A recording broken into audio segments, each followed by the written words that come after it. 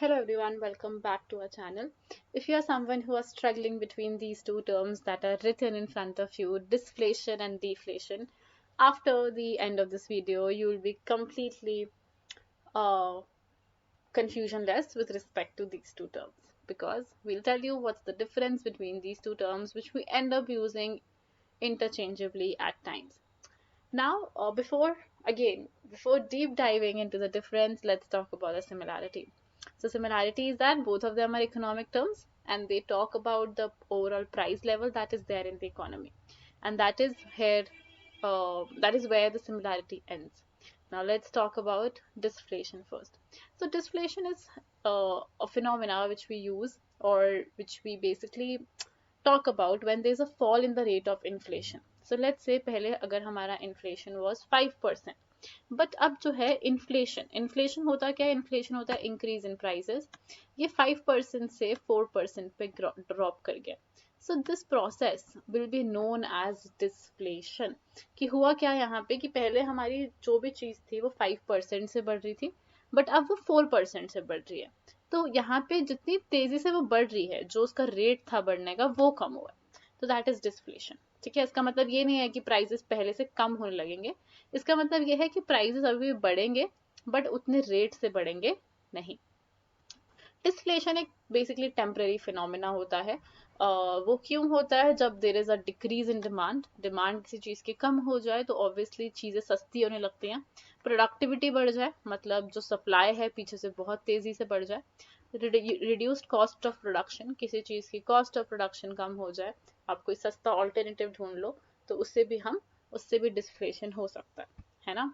जैसे आपने कोई नेचुरल इंडिगो की जगह सिंथेटिक इंडिगो बनाना शुरू कर दिया, तो उससे आपका कॉस्ट ऑफ प्रोडक्शन क्या है? कम हो गया, इसलिए वो जो चीज है वो सस्ती हो गई, इंडिगो सस्ता हो गया.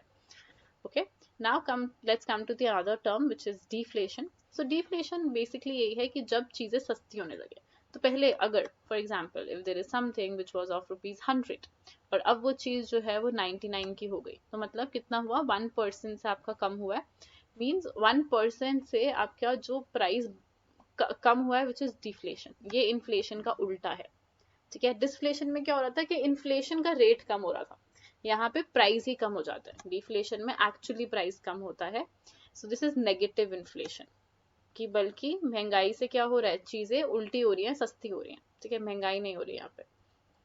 डिफ्लेशन जो होती है वो बेसिकली इसलिए होती है जब रिसेशन होता है, जब थोड़ा परमानेंट क्रैक्स आते हैं इकोनॉमी में. इसके भी सेम रीजंस होते हैं. डिक्रीज इन डिमांड की वजह से प्राइस कम हो जाता है, एक्सेस प्रोडक्शन कैपेसिटी, कोई टेक्नोलॉजिकल एडवांसमेंट हो गई है जिसकी वजह से आप चीजें धड़ाधड़ बना पा रहे हो.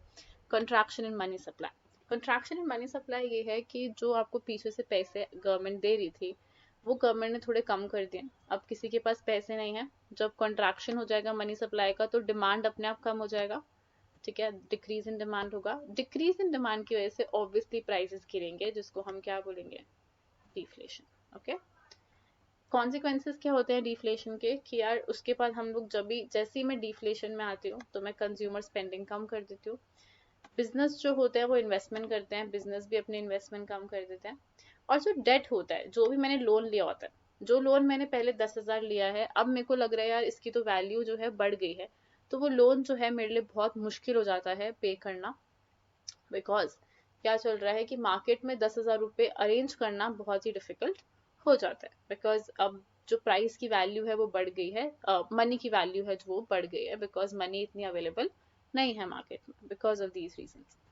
तो एक समरी अगर हम क्विकली देखें तो डिस्फ्लेशन क्या है? एक स्लो डाउन बताता है ये रेट में.